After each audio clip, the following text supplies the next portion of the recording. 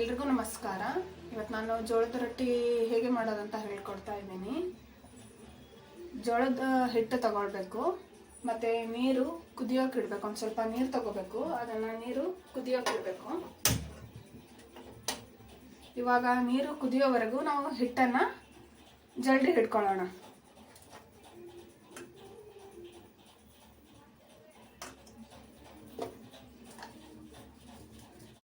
ಇವಾಗ ನೀರು ಕುದಿತಾ ಇದೆ, ಆಫ್ ಮಾಡೋಣ.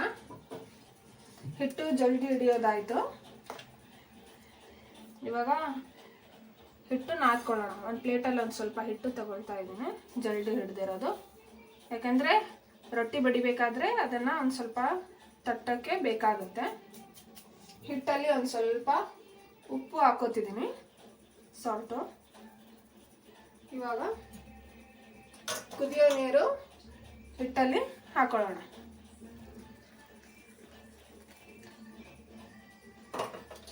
ಅಲ್ಲಿವರೆಗೂ ಹಂಚನ್ನ ಕಾಯೋಕಿಡೋಣ. ಹಿಟ್ಟು ನಾದವರೆಗೂ ಹಂಚು ಕಾಯುತ್ತೆ.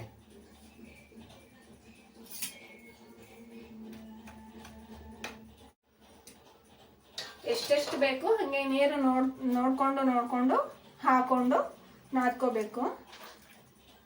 ನೀರು ಬಿಸಿ ಇರುತ್ತೆ, ಕೈ ಸುಡುತ್ತೆ, ಹುಷಾರಾಗಿ ಮಾಡಿ.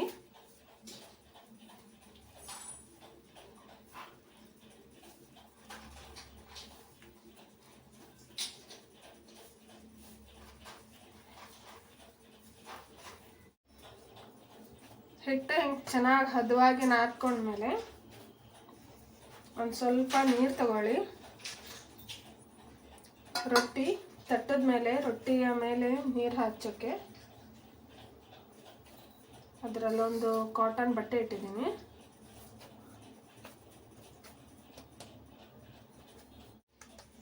ಇವಾಗ ರೊಟ್ಟಿ ತಟ್ಟೋಣ. ಒಂದು ಸ್ವಲ್ಪ ಹೀಗೆ ಹಿಟ್ಟು ನಮ್ಗೆ ಎಷ್ಟು ಬೇಕೋ ಅಷ್ಟು ತಗೊಂಡು ಒಂದು ಸ್ವಲ್ಪ ಹಾಗೆ ಸ್ಮೂತ್ ಮಾಡ್ಕೊಳ್ಳೋಣ.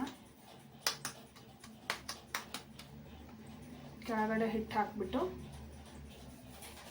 ಇವಾಗ ತಟ್ಟೋಣ.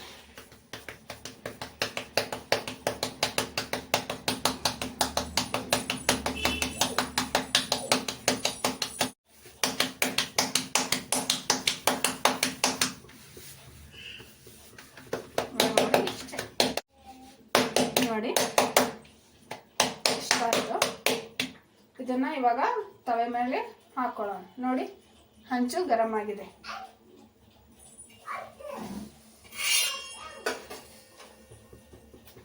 ಗರಂ ಆದಮೇಲೆ ಇದನ್ನು ಹೀಗೆ ತಕೊಂಡು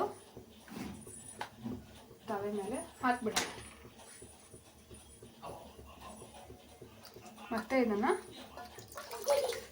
ನೀರು ತಗೊಂಡಿದ್ವಲ್ಲ ಅದರಲ್ಲೊಂದು ಕಾಟನ್ ಬಟ್ಟೆ ಇಟ್ಬಿಟ್ಟು ಇದ್ರ ಸುತ್ತ ನೀರು ಹಚ್ಚೋಣ.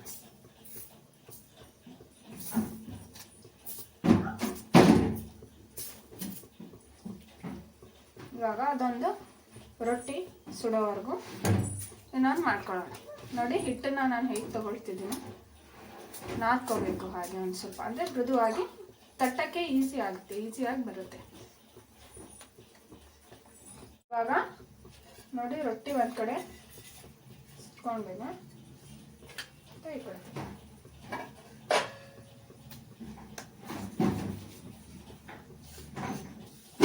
ಮತ್ತೆ ಒಂದು ಸ್ವಲ್ಪ ಹಿಟ್ಟು ತಗೊಂಡು ಈ ಥರ ಮಾಡ್ಕೊಳ್ಳೋಣ. ಇವಾಗ ಮತ್ತೆ ಇದೆರಡನೇದು ಅದು ಸುಡೋವರೆಗೂ ಇಲ್ಲಿ ಈ ಕಡೆ ಇನ್ನೊಂದು ರೊಟ್ಟಿ ಆಗುತ್ತೆ ತಟ್ಟೋದು. ಇವಾಗ ನೋಡಿ ರೊಟ್ಟಿ ಆಗೋಯ್ತು. ನೋಡಿ ರೊಟ್ಟಿ ಮಾಡೋದು ಎಷ್ಟು ಸುಲಭ ಅಂತ. ನೋಡಿ ಇನ್ನೊಂದು ರೊಟ್ಟಿ ಅದು ಸುಡೋವರೆಗೂ ಇದನ್ನು ತಟ್ಟಿದ್ನಲ್ಲ, ಇವಾಗ ಇದೊಂದು ರೊಟ್ಟಿ ಹಾಕ್ತಾ ಇದ್ದೀನಿ ತವೆ ಮೇಲೆ. ಇದನ್ನು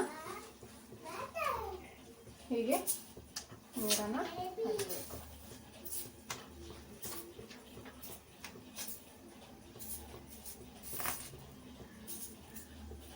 ಇವಾಗ ಒಂದು ಕಡೆ ಸುಟ್ಟೋಗಿದೆ, ಇನ್ನೊಂದು ಕಡೆ ಆಯ್ತು. ನೋಡಿ ಜೋಳದ ರೊಟ್ಟಿ ಮಾಡೋದು ಈ ಥರ ನೋಡಿ.